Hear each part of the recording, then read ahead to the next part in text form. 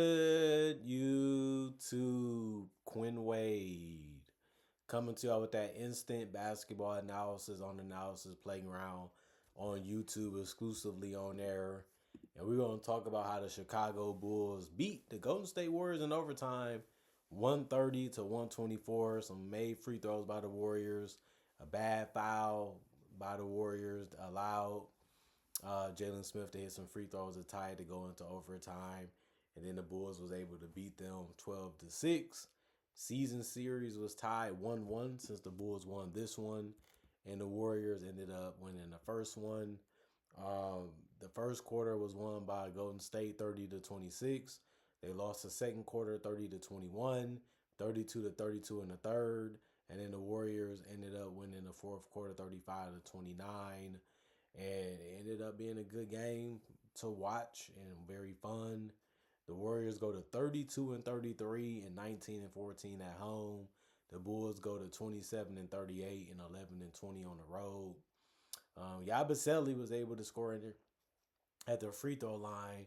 He missed his only field goals. One was a three. The other two was near the rim, and he had 2 points. He was the only starter to not score in double figures in points for the Bulls.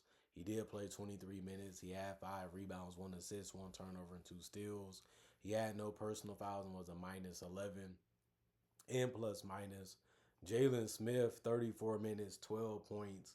He went 3 of 12, 3 of 13 from the field, and 2 of 10 from 3. I mean, you got wide open looks. They're basically daring you to shoot it.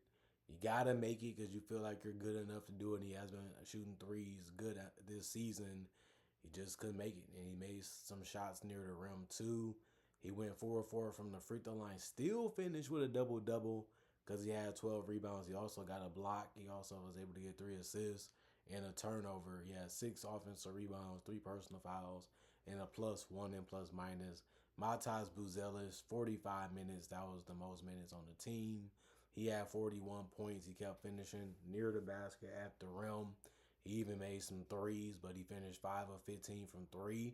He went 4 of 5 from the free throw line, and he also ended up going 16 of 28 from the field. Really, really good scoring from him. I like what he was able to do out there, and he just kept the defense off balance, and he was just able to score in a variety of different ways successfully. 6 rebounds, 2 assists, 1 turnover, 2 steals, 2 blocks, 1 offensive rebound, 1 personal foul, and a +8 and +. Leonard Miller, 38 minutes, 17 points for him. He went 8 of 16 from the field, 1 of 3 from the three-point line. He ended up getting a double-double because he had 11 rebounds. He was fast and he was quick to get them, and you have to be that to get the offensive ones because 6 of them, which was more than half, was offensive for him out of the 11. He also had 1 assist, 1 turnover, 1 block, 1 personal foul, and was a +14 and +. Josh Giddey, he was a reason why they was able to come back because of his passing and his timely scoring. He scored 21 points in 43 minutes. He went 7 of 16 from the field, 4 of 9 from 3, 3 of 4 from the free throw line. He had 13 rebounds, 17 assists, so he ended up getting a triple-double. He also had 4 turnovers, 2 offensive rebounds, 4 personal fouls, and was a +14 and +. Just a really, really good game. Just reading what the defense is trying to do and how they're trying to counter you and making sure they always a little off. And he was able to do that whether he was scoring or passing or playing defense. Nick Richards played 28 minutes. He had 10 points. He went 4 of 7 from the field, 2 of 3 from the free throw line.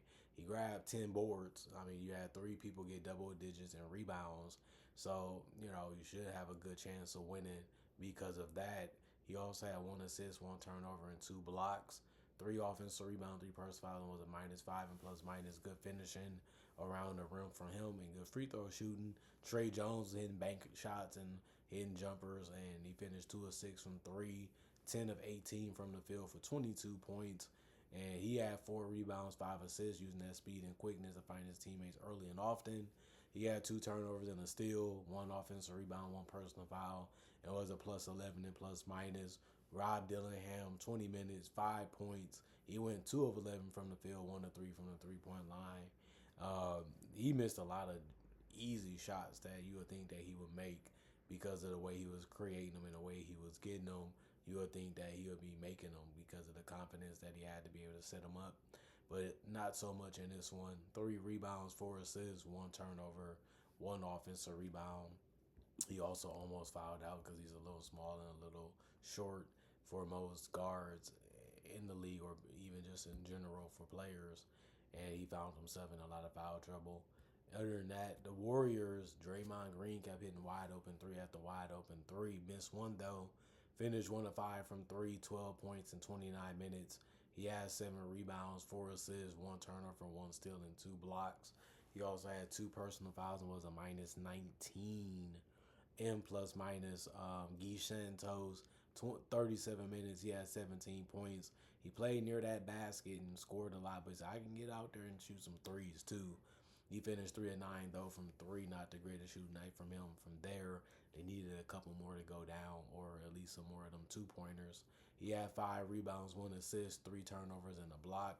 3 personal fouls and was a minus 5 and plus minus. Al Horford, he got to start, but he was shooting more perimeter shots too. He went 3 of 10 from 3, which isn't that great. And then he finished 5 of 18 from the field, whether it was close to the basket or on a perimeter. He couldn't really come through when it came to putting them in the basket. But he did have 9 boards, which was the most in the starting lineup. He also had 5 assists. He's always been a good passer as a big. He had 1 turnover, and he still was able to get 4 blocks. That was tied with Porzingis for the most in the game for the Warriors. And he also had 3 offensive boards and 1 personal foul. And those 4 blocks was the most in the game for both teams with Porzingis. Minus 7 and plus minus for Al Horford, Brendan Podziemski. They needed him to be a better offensive player for them tonight. He didn't really do that. He played 27 minutes, had 9 points. He went 3 of 8 from the field, 1 of 4 from 3, 2 of 2 from the free throw line. He had 2 rebounds, 7 assists, and the 7 assists ended up being the most on the team. He had 2 turnovers, 2 steals, and a block. No personal fouls, and was a minus 20. M plus minus. I just like the fact that he was able to find his teammates and play defense competitively. That's all you can really ask for him if he ain't making shots. And that's how he ended up going anyway. Will Richard, 32 minutes, 8 points, 3 of 9 from the field, 1 of 5 from 3, 1 of 1 from the free throw line, 4 rebounds, 1 assist, 1 turnover, and 3 steals. The 3 steals ended up being the most on the team tonight, and at least he was able to do that because he didn't really make too many shots in this one. 2 offensive rebounds, 3 personal fouls, and a minus 4 and plus minus. Leon's 2 minutes, 1 rebound, no turnover. His rebound was offensive, and he had no personal foul. Was a minus 6 and plus minus. Porzingis had hit 2 threes, and he had some distance on him. And then he was able to finish around the basket a couple times and get to the free throw line. He went 5 of 5 from the free throw line, 2 of 6 from 3, 5 of 13 from the field. And then he had 4 rebounds, 2 assists, 1 turnover, 1 offensive rebound, 2 personal fouls, and was a plus 4 and plus minus. Gary Payton kept getting offensive rebounds and flushes right after them, and then he was able to score near the basket a couple times after that. He had shot 5 of 7 from the field. He missed his only 3. He also went 2 of 2 from the free throw line, finished with a double-double with 11 boards, was the only guy on the team to get a double-double. He had 2 assists, 1 turnover, and 2 steals. He had 3 offensive rebounds, 3 personal fouls, with a plus 4 and plus minus. Nate Williams, 11 minutes, 2 points, 1 of 3 from the field. He missed his only 3. He had 2 rebounds and a turnover. He had 1 offensive board, 2 personal fouls, was a minus 13. And plus minus, LJ Cryer, 21 minutes, 17 points, 4 of 7 from the field, 3 of 5 from 3, 6 of 7 from the free throw line. He made basically every type of shot that you can make in this one, and he's been really good for them lately. He had 1 rebound, 2 assists, no turnover, 2 personal fouls, was a plus 18 and plus minus. And then Pat Spencer, 30 minutes, 17 points. He went 7 of 16 from the field. Took the most shots on the bench. He had shots that he made near the rim and got to the basket.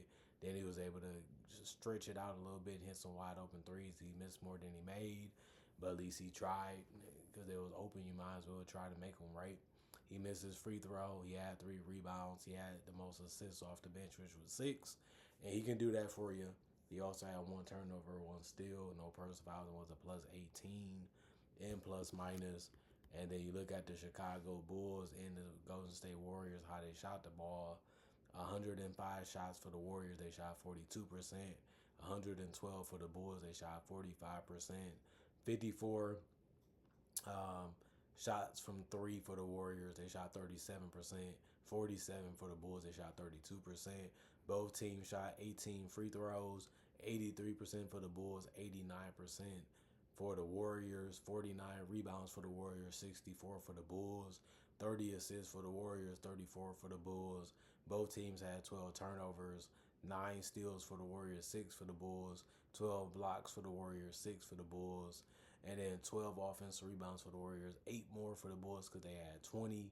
37 defensive rebounds for the Warriors, 44 for the Bulls. And both teams had 18 personal fouls and shot 18 free throws. So, good game for the Bulls to be able to come back all the way and get the win.